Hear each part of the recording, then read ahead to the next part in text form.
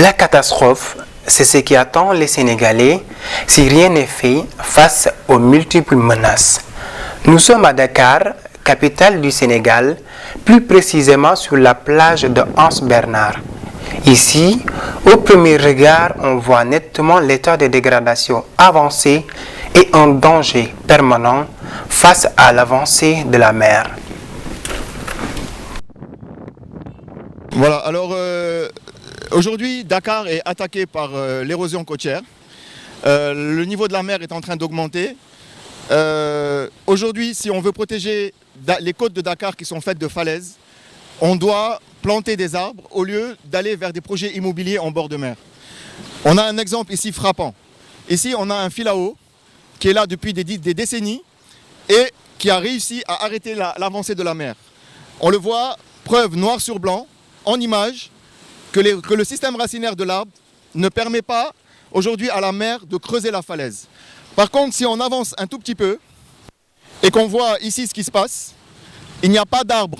Donc entre ces deux grands arbres, on voit très bien que là, il n'y a pas d'arbre. Et qu'est-ce qui s'est passé à ce moment? Il y a eu un affaissement avec l'arrivée de la mer. Parce que la mer, elle arrive par en dessous.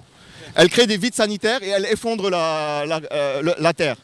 Donc là, on a un exemple frappant qu'il faut planter au contraire des arbres à système racinaire profond pour pouvoir protéger les côtes de Dakar. Oui, les pneus ont été mis par les gens qui travaillent ici parce qu'ils sont affolés par l'avancée de la mer et par les éboulements des eaux de pluie. En haut, sur la corniche, quand il pleut, il n'y a pas de bordure de trottoir. Donc les eaux de pluie arrivent sauvagement et se déversent le long de la falaise, ce qui crée aujourd'hui de l'érosion. Donc avec tout ce qui est bétonné sur Dakar, les eaux ne pénètrent plus dans les sols et arrivent toutes vers la mer. Et donc là, on a beaucoup de ravinements qui se créent avec la saison des pluies. Ce qu'il faudrait faire là-haut sur la corniche, c'est créer un système de bordure et un petit canal qui va pouvoir directement amener les eaux de pluie vers l'océan. À ce moment-là, je pense que ces gens n'auront plus besoin de mettre des pneus. C'est surtout contre l'érosion de la pluie qu'ils ont mis des pneus. Et là, en bord de mer aussi, et ils essaient de lutter tant bien que mal par rapport à l'avancée de la mer. Alors, le constat qu'il faut faire surtout, c'est qu'il n'y a pas d'arbres. Il n'y a pas d'arbres. Les gens ont construit là-bas. Aujourd'hui, on ne sait pas comment ils ont construit là-bas. Peut-être qu'ils ont construit en pieux, en micro-pieux. On ne sait pas comment. Ça demande des moyens dans tous les cas de construire comme ça. Mais ce qui se passe là-bas, je pense qu'on est tous témoins. En 2015, il y a un cyclone qui s'est créé au large de Dakar et qui a envoyé des vents terribles sur la côte. Et on est tous témoins, au niveau du port autonome de Dakar, sur la corniche ouest, on est témoins d'un effondrement du littoral. Et donc, ça a nécessité 1 à 2 années pour reconstruire cette bande de la corniche. Donc, on est vraiment témoin aujourd'hui de l'avancée de la mer. Donc, normalement, construire à moins de 100 mètres du trait de vague, comme la loi le dit au Sénégal, ça devrait être interdit. Très bien.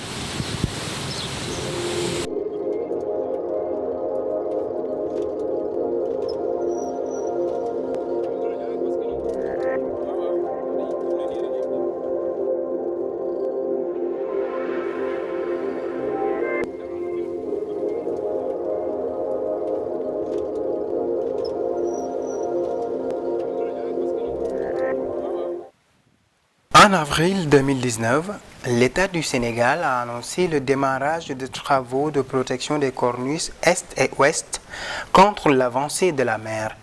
Et selon les projections de la Banque mondiale, des menaces qui pèsent sur le littoral sénégalais sont angoissantes. Selon l'institution internationale, d'ici 2020, les 3/4 de la côte seront exposés à un risque élevé d'érosion.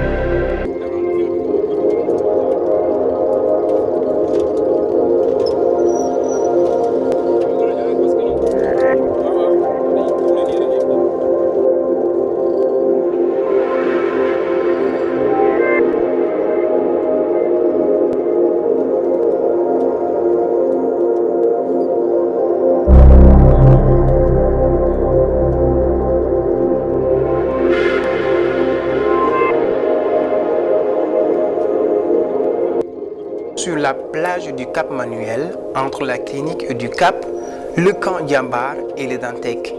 Ici, depuis quelque temps, des Sénégalais s'activent pour protéger la presqu'île. D'ailleurs, on a vu des gens ici qui proposent au Cap Manuel, pied dans l'eau, des terrains 1500 m² à 1 500 000 francs le mètre carré en titre foncier. Alors allez voir. Pied dans l'eau, ça veut dire c'est juste là.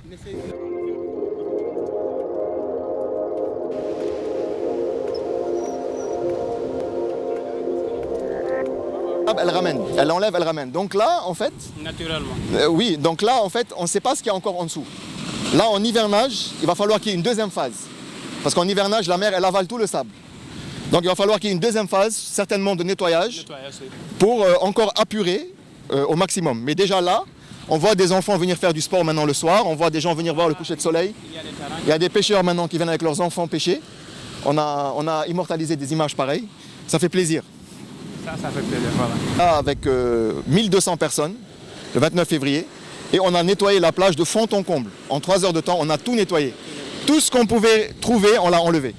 Maintenant, il va falloir faire un suivi ici et voir, parce que la mer, elle ravale le sable, elle ramène du sable, et aussi elle tape sur les falaises. Et sachant qu'il y a des falaises artificielles créées par des gravats et des poubelles médicales, aujourd'hui, quand la mer va grignoter ces falaises, elle va faire sortir encore ces déchets médicaux. Donc là, il faudrait des machines, il faut des tracteurs pour casser cette falaise et enlever donc cette falaise artificielle. Enlever tous les déchets qu'il y a là-dedans et reboiser donc cette falaise.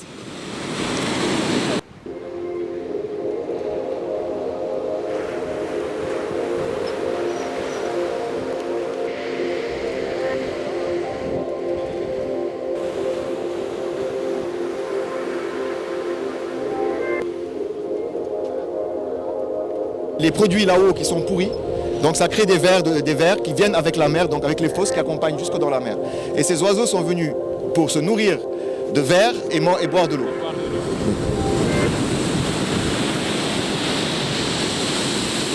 L'hôpital va vers un système d'assainissement des eaux usées. Et pour l'instant, on ne peut que constater ça, que pour l'instant ça traverse. Ce qu'on a fait la journée du 29, c'est qu'on a planté des plantes, des arbustes dépolluants, tout au long de ce cours d'eau pour essayer de dépolluer au maximum l'eau naturellement avant qu'elle n'arrive en mer. On a fait en tout cas le maximum.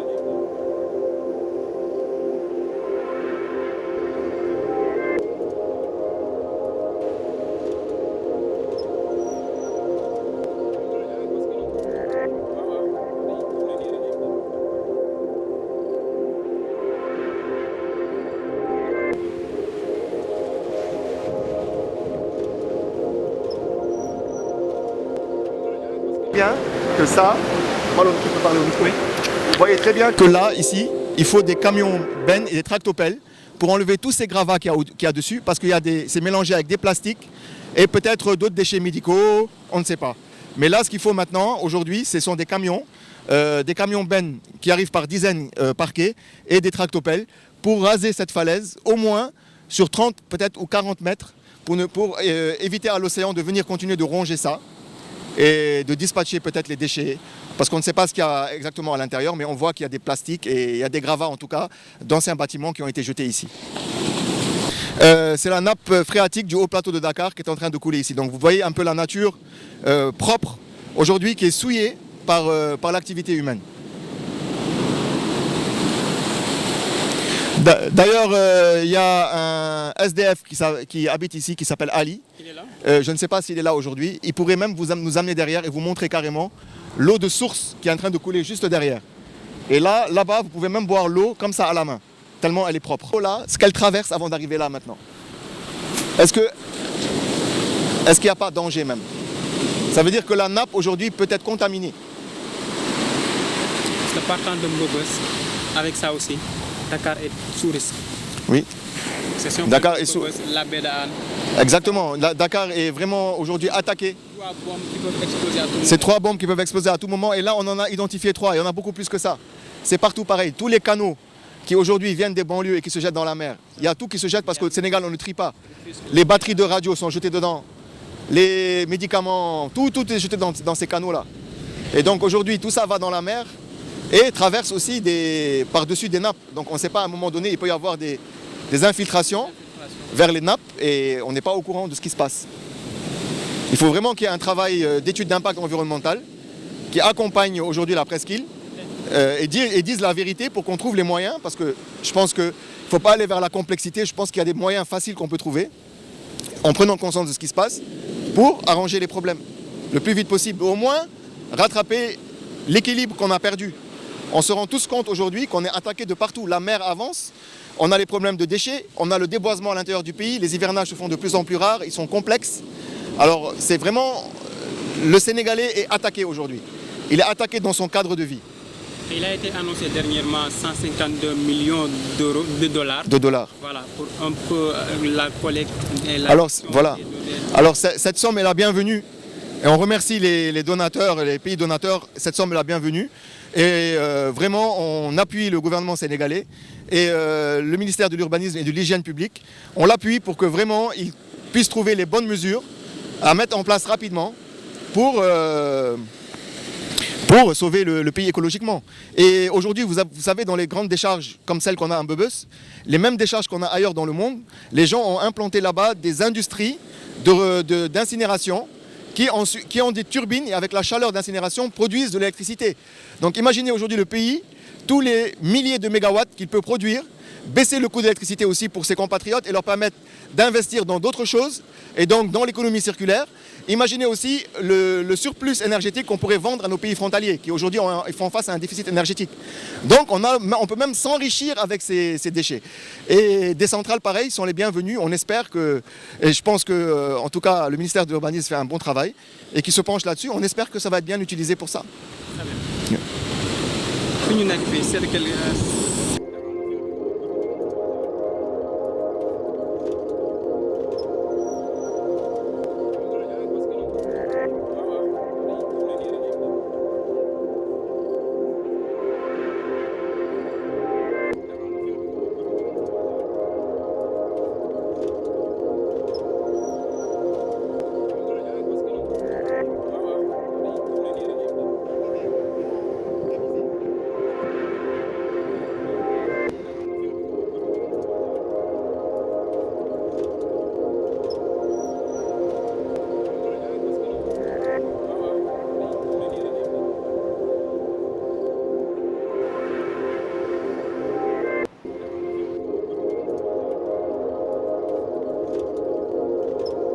Face à ces menaces, les autorités sénégalaises sont donc interpellées pour développer des initiatives qui permettront de protéger les côtes sénégalaises.